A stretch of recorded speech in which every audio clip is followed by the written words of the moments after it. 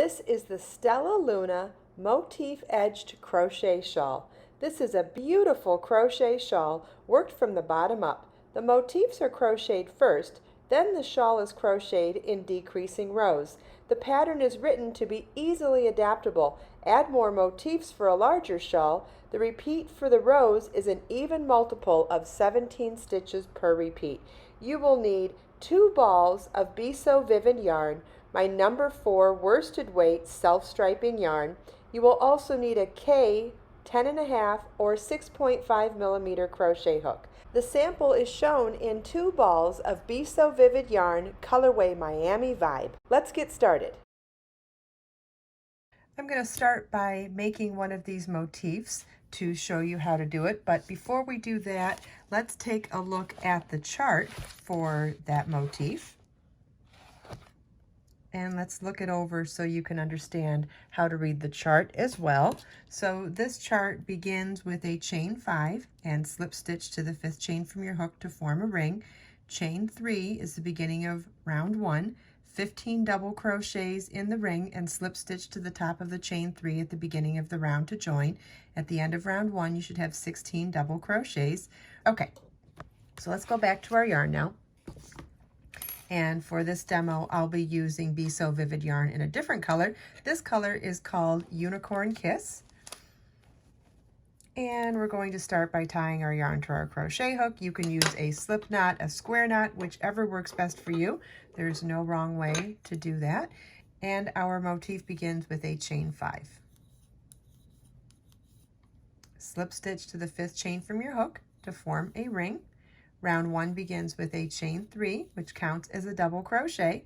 Then you want to work 15 double crochets in the ring. Double crochet is yarn over your hook. Insert your hook in the ring, yarn over, pull up a loop, yarn over, pull through 2 loops on your hook, yarn over, pull through 2 loops on your hook. Let's do that again.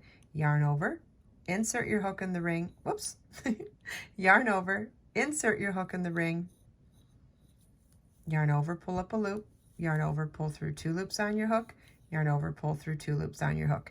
You want to do a total of 15 double crochets in the ring. Those 15 double crochets plus the chain 3 count as 16 double crochets for round 1. At the end of round 1, you want to slip stitch to the top of the chain 3 at the beginning of the round to join. This is what your work should look like at the end of round 1, and you should have 16 double crochets. Round 2 begins with a chain 3, which counts as a double crochet and double crochet in the same stitch. The repeat is chain 2, skip 1 double crochet and 2 double crochets in the next stitch. You want to repeat that all the way around, then finish the round with chain 2 and slip stitch to the top of the chain 3 at the beginning of the round to join. That's the end of round 2. Round 2 begins with a chain 3, which counts as a double crochet, and a double crochet in the same stitch. Our repeat for this round is chain 2, skip the next double crochet, and in the next double crochet work 2 double crochets. And you want to repeat this all the way around. At the end of the last repeat, you want to chain 2 and slip stitch to the top of the chain 3 at the beginning of the round to join. And this is what your work should look like at the end of round 2. You should have 8 chain 2 spaces and 16 double crochets. Round 3 begins with a chain 3 that counts as a double crochet. Work a double crochet in the same stitch, 2 double crochets in the next double crochet, and our repeat for this round is chain 3 and 2 double crochets in each of the next 2 double crochets.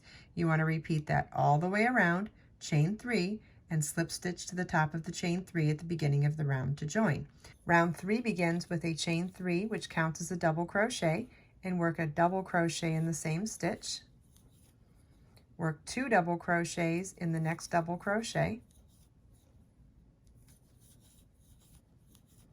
Our repeat for this round is chain 3 and 2 double crochets into each of the next 2 double crochets.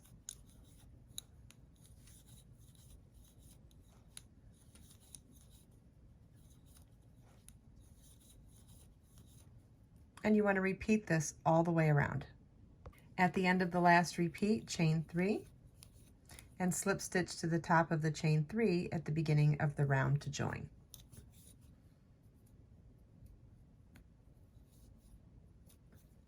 This is what your work should look like at the end of round 3. You should have 8 chain 3 spaces and 8 sections of 4 double crochet.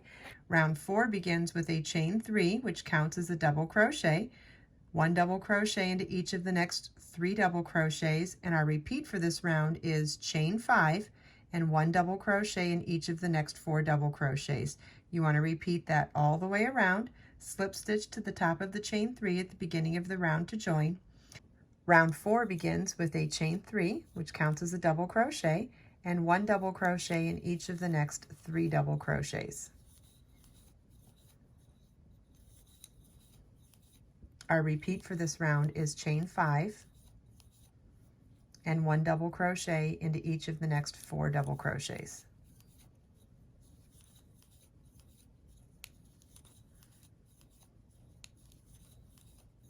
I see a color change starting. Our repeat for this round is chain 5 and 1 double crochet into each of the next 4 double crochets. You want to repeat this all the way around. At the end of the last repeat, you want to chain 5 and slip stitch to the top of the chain 3 at the beginning of the round to join. And this is what your work should look like at the end of round 4. You should have 8 chain 5 spaces and 8 sections of 4 double crochet. Then round 5 begins with a chain 3, which counts as the first leg of our decrease stitch. Then we'll work double crochet 3 together over the next 3 double crochets. That chain 3 and double crochet 3 together count as our first double crochet 4 together. Then a chain 3 picot, which is chain 3 and single crochet in the 3rd chain from your hook. Our repeat for this round is chain 3, single crochet in the next chain 5 space, chain 3, double crochet 4 together over the next 4 double crochets, chain 3 picot, and you want to repeat that all the way around. At the end of the last repeat, chain 3, single crochet in the next chain 5 space, chain 3, and slip stitch to the top of the first stitch at the beginning of the round to join. And that completes our 5-round motif when we're not joining it to other motifs. After I show you how to do this with the yarn, I'll then show you how we join some of the motifs in 2 positions. Round 5 begins with a chain 3, which counts as the first leg of our first decrease stitch, and then we're going to work a double crochet 3 together over the next 3 stitches. Double crochet 3 together is yarn over your hook, insert your hook in the next stitch, yarn over, pull up a loop, yarn over, pull through 2 loops on your hook, then yarn over, insert your hook in the next stitch, yarn over, pull up a loop, yarn over, pull through 2 loops on your hook, then yarn over, insert your hook in the next stitch, yarn over, pull up a loop, yarn over, pull through 2 loops on your hook. You now have 4 loops on your hook, yarn over, pull through all 4 loops on your hook. That chain 3 plus double crochet 3 together counts as the equivalent of our first double crochet 4 together for this round. Next, we're going to do a chain 3 picot, which is chain 3 and single crochet in the 3rd chain from your hook. You can choose to do the front loop, the back bump, the front 2 loops, whichever works best for you and whichever look you prefer. And then you just want to be consistent throughout your project. I crocheted into the back bump of that 3rd loop from my hook. Then our repeat for this round is chain 3, single crochet in the next chain 5 space, chain 3, and double crochet 4 together over the next 4 double crochets. Double crochet 4 together is yarn over your hook, insert your hook in the next stitch, yarn over, pull up a loop, yarn over, pull through 2 loops on your hook, yarn over, insert your hook in the next stitch, yarn over, pull up a loop, yarn over, pull through 2 loops on your hook, yarn over, insert your hook in the next stitch, yarn over, pull up a loop, yarn over, pull through 2 loops on your hook, yarn over, insert your hook in the next stitch, yarn over, pull up a loop, yarn over, pull through 2 loops on your hook. We now have 5 loops on our hook, yarn over, pull through all 5 loops on our hook, chain 3 picot,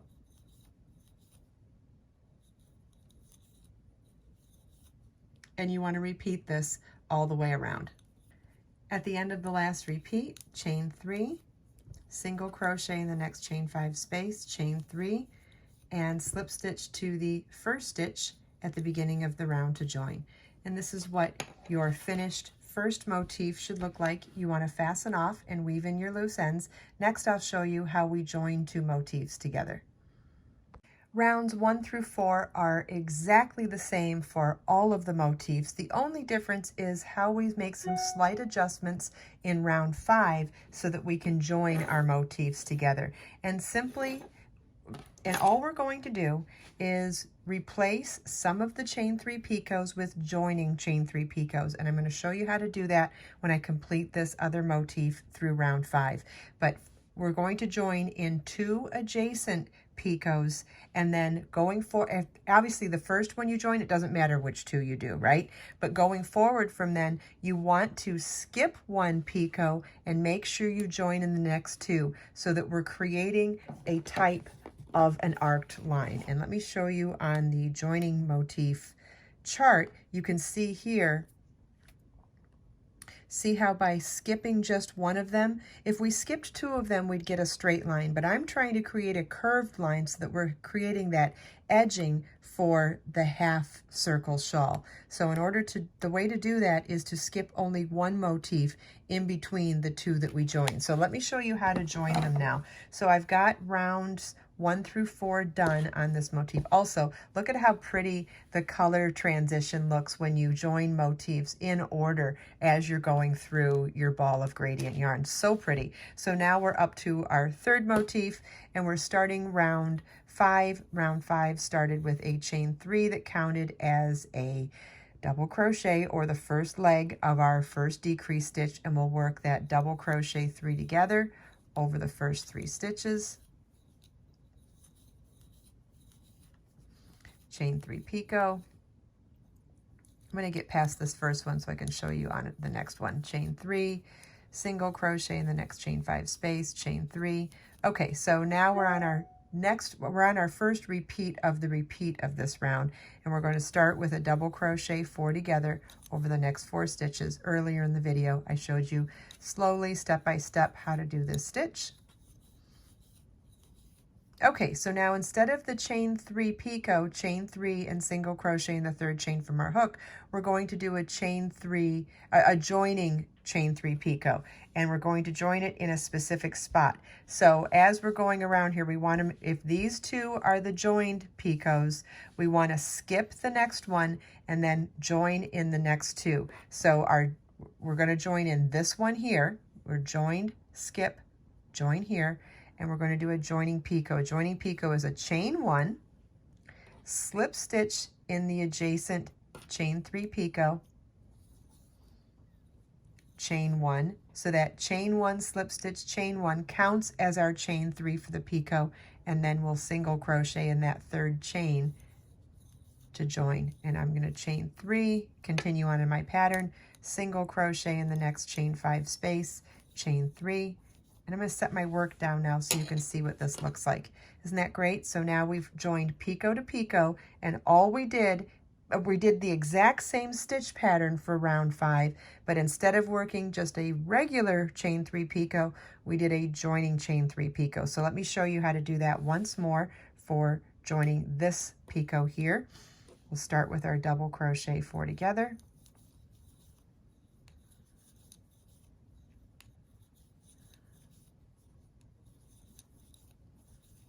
And work our joining chain 3 picot. It's chain 1, slip stitch to the adjacent chain 3 picot,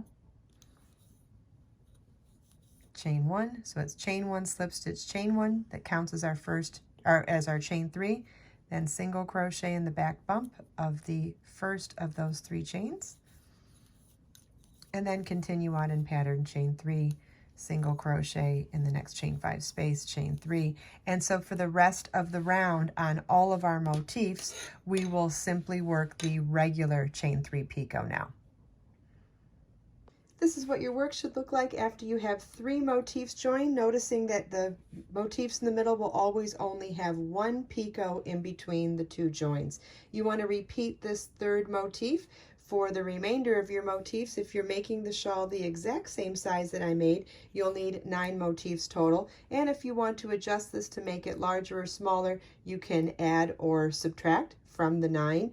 If you are making it larger, just keep in mind that it will require more balls of Be So Vivid yarn. In the next video, I'll show you how we pick up the stitches along the top edge of the motifs to begin the bottom-up construction of the beautiful and simple shawl. I hope you enjoyed this video. If you have any questions at all, please leave them for me in the comments. Everything we talked about today, you can find as links in the video description below.